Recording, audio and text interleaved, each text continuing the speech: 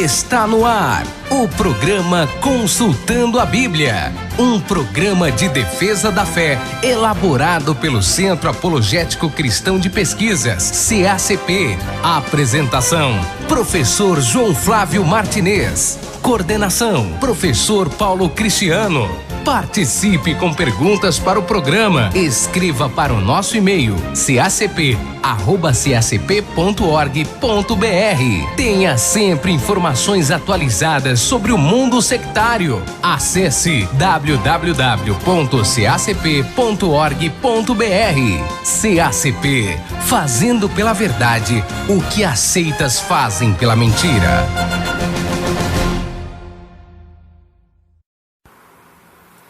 É isso aí, terceiro programa Consultando a Bíblia, o nosso podcast de apologética, tudo voltado para a palavra de Deus e a resposta bíblica para a pergunta feita pelos nossos irmãos, pelas perguntas feitas pelos nossos internautas, tá certo? E você pode perguntar diretamente ao programa Consultando a Bíblia, feito aqui pelo CACP, um programa que é a continuidade do projeto do pastor Nathanael Rinaldi. Escreva para cacp@cacp.org.br. Podcast do CACP, programa Consultando a Bíblia. E hoje, NQI é o internauta ou o ouvinte que não quer se identificar. Ele fez a seguinte pergunta: primeiro, para que estudar sobre seitas? E se não é errado discutir religião? Então ele faz, dentro de uma única pergunta, duas perguntas. Para que aprender sobre seitas? E se não é errado discutir religião? Bom, muito bem. Quando a gente estuda apologética, nós temos dois objetivos básicos, né? Primeiro, defender a fé cristã, defender os pontos doutrinários bíblicos que nós acreditamos ser verdadeiros e que precisam de respostas àqueles que perguntam. Então, a pessoa pergunta sobre um ponto de fé e eu devo responder. Segundo,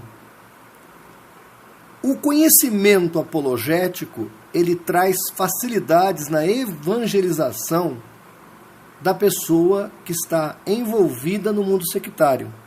Eu costumo contar uma história de um evento que aconteceu comigo, quando meu cunhado veio uma vez me vender filtro d'água.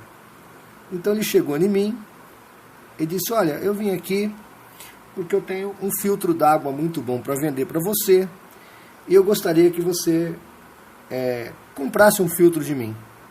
Eu imediatamente olhei para ele e disse: não quero, muito obrigado, qual é o próximo assunto?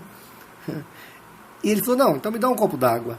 Aí eu falei: puxa vida, ele quer um copo d'água porque ele está com sede, ele vai tomar água e logo vai cuidar da vida dele, porque cunhado vendedor, né, é castigo dobrado. Eu falei: vou logo dar água para ele, para que ele então vá cuidar da vida dele. Fui lá, peguei o copo de água, geladinho, trouxe para ele. Pus na mesinha, trouxe a jarrinha também. E aí ele imediatamente botou a mão na pastinha, pegou um vidrinho marronzinho, pingou 3 gotinhas dentro da minha água, que eu havia trazido para ele, e aquela água ficou turva.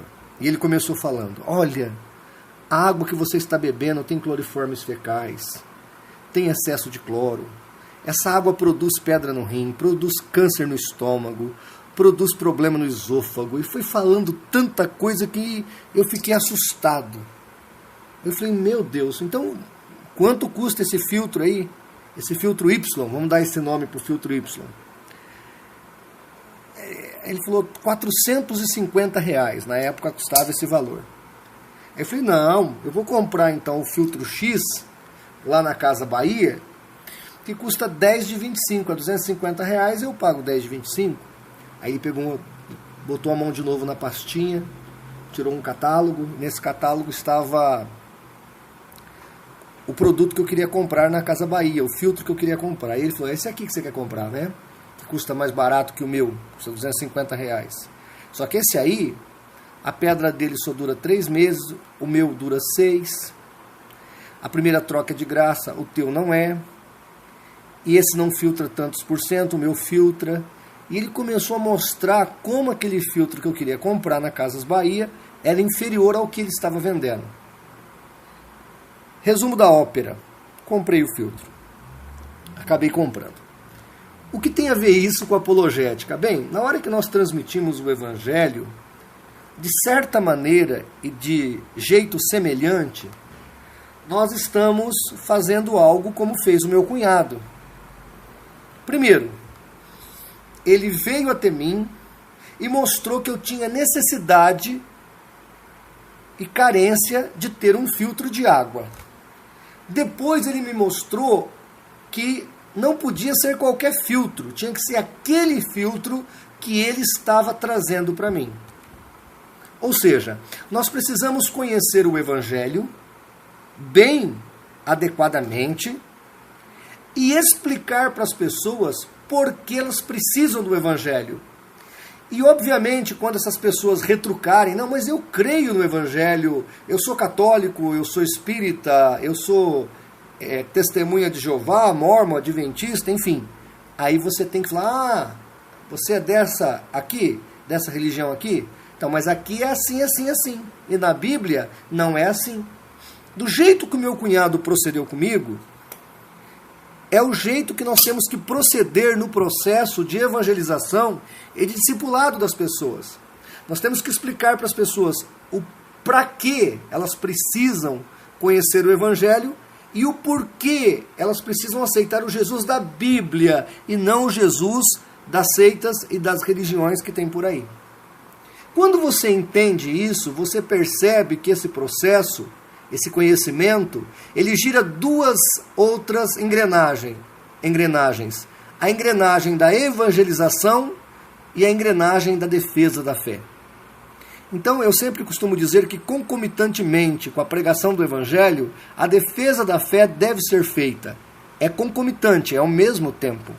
Claro, pessoal, que o exemplo que eu estou dando aqui do meu cunhado, do ato dele vender um filtro d'água, é um exemplo esdrúxulo comparado à pregação do Evangelho. Mas o meu cunhado, para vender o filtro dele, ele conhecia muito bem o seu produto, a importância de ter o produto dele, ele sabia explicar muito bem isso, e ele também entendia qual era o produto da concorrência e por que o produto dele era melhor que o da concorrência.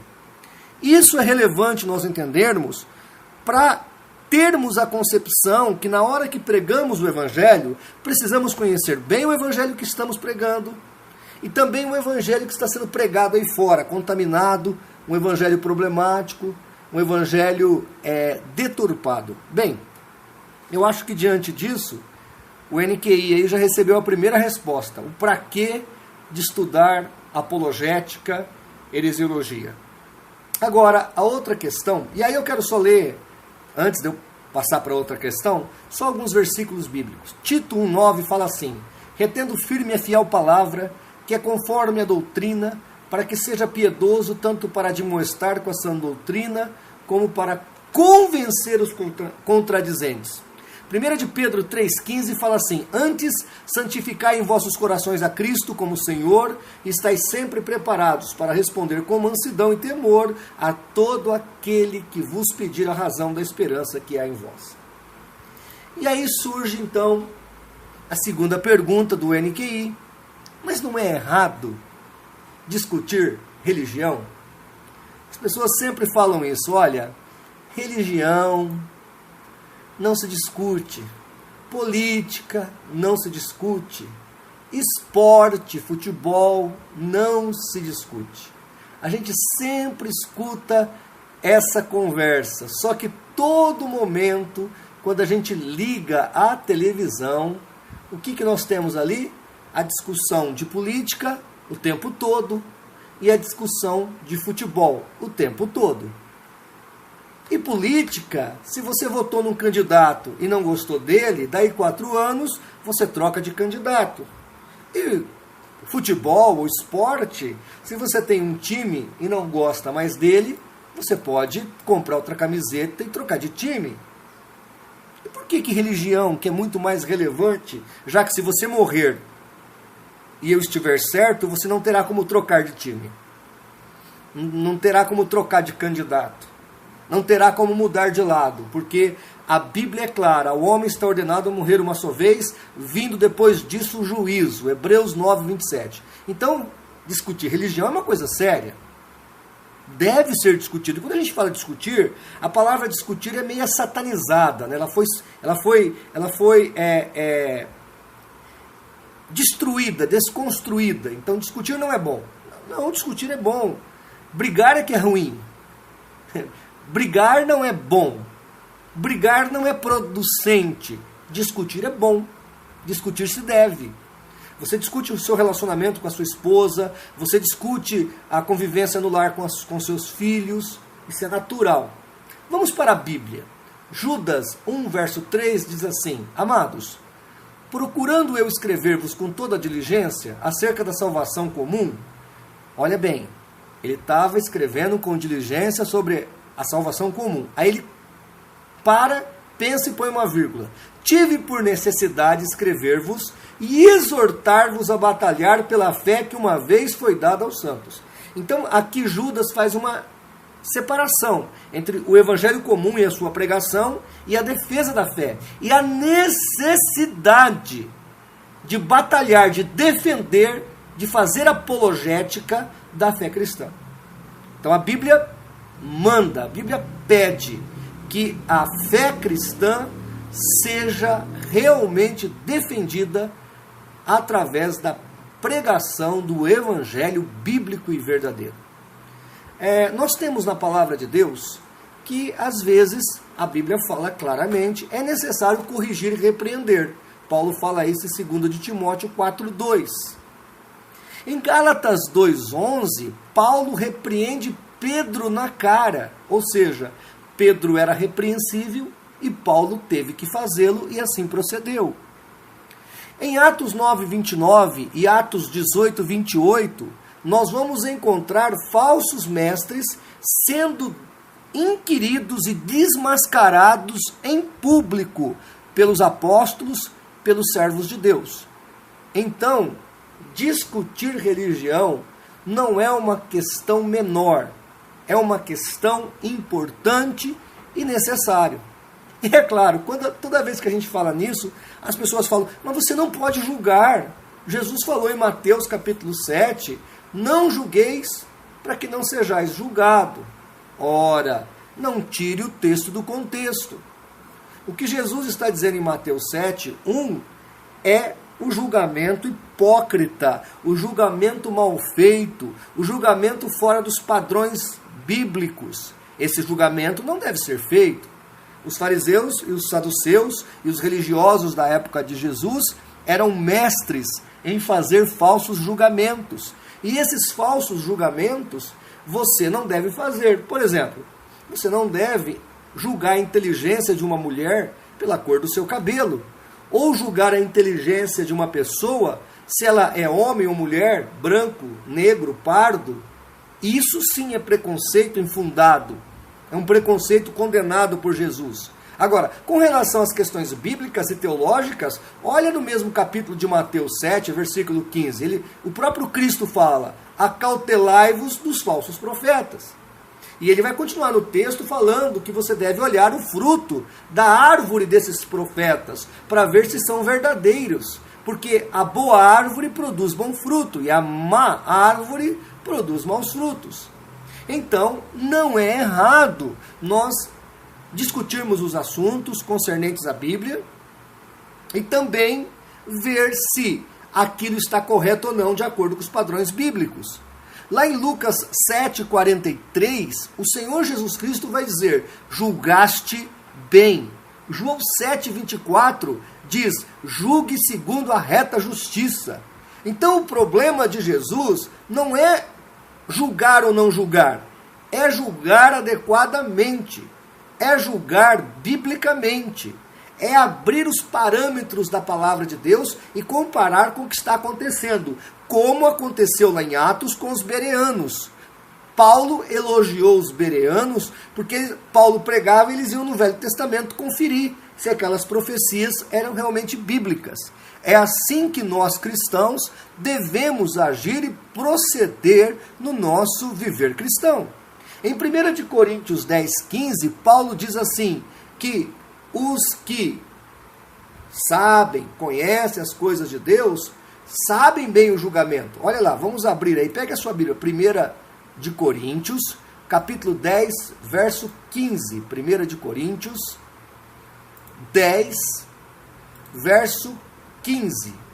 Paulo diz assim, falo como é entendido, julgais vós mesmos o que digo. Então, ele está falando, olha, eu estou pregando aqui, e vocês devem aí julgar o que eu estou pregando, analisar o que eu estou falando, trazer por um contexto se está bíblico ou não o meu ensinamento, se está de acordo com o que Deus quer que seja transmitido para vocês. E em 1 Coríntios, capítulo 2, versículo 15, Paulo vai dizer o seguinte, o que é espiritual julga bem todas as coisas. Olha o que está dito aqui. O que é espiritual julga bem todas as coisas. Então, NQI, você que perguntou, para que estudar apologética? Para ter o conhecimento, para evangelizar e defender a fé. É errado discutir religião? Não, não é errado discutir religião. Discutir religião é necessário, é importante, dentro de um contexto amoroso, de um contexto ético, de um contexto produtivo, producente, e julgar de acordo com os parâmetros da palavra de Deus. Nós devemos abrir a Bíblia, mostrar para as pessoas o que a Bíblia fala, como diz Paulo em 2 Timóteo 2, de 24 a 26. E ao servo do Senhor não convém contender, mas sim ser manso para com todos, apto para ensinar, sofredor, instruindo com mansidão os que resistem, a ver se porventura Deus lhe dará o arrependimento para conhecerem a verdade e tornarem a despertar, desprendendo-se dos laços do diabo em cuja vontade estão presos. Então você deve estar lá com mansidão, com temperança, com equilíbrio, mas com firmeza. Resiste mesmo, com convicção, sem perder a compostura, mas também sem perder a seriedade e a firmeza com aquilo. Eu, quando vou pregar o Evangelho, eu prego com firmeza. Esses dias, um missionário foi na nossa igreja falar sobre evangelização de muçulmanos. E ele falou assim, olha, nós temos que ajudar os imigrantes, os muçulmanos que aqui chegam no Brasil, mas não podemos falar assim, abertamente, já de cara do Evangelho, de Jesus. E ali eu discordei momentaneamente, repentinamente eu já me levantei, quando eu vi, eu já estava lendo para ele a palavra. Paulo diz que o Evangelho de Cristo é poder para libertar os cativos. Conhecereis a verdade vos libertará. Que negócio é esse que eu tenho que engodar, dar comidinha, ajudar com coisas sociais e só depois, quem sabe, eu vou falar do amor de Deus? Não, eu devo ajudar, sem dúvida, mas eu sempre devo pregar o Evangelho, porque o Evangelho é poder de Deus, libertador para a vida das pessoas. Eu não posso ter medo de falar do amor de Deus. E aí vai uma dica para você que está nos ouvindo.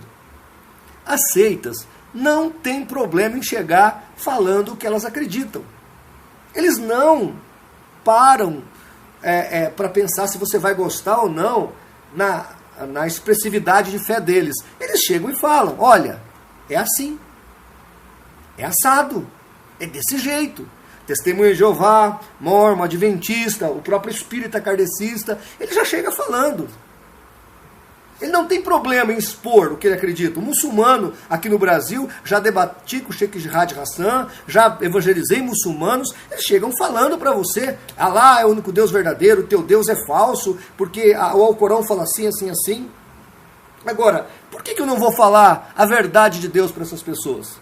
Ah, mas você pode magoá-las. Meu irmão, a verdade de Deus não magoa, a verdade de Deus liberta. João 8,32, conhecereis a verdade, e a verdade vos libertará. Então, claro, você não precisa ser chato ao transmitir o Evangelho, mas você deve ser verdadeiro, convicto, amoroso e piedoso.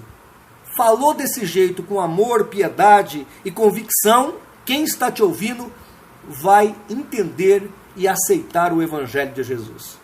Então, NK, está aí a resposta dada a você.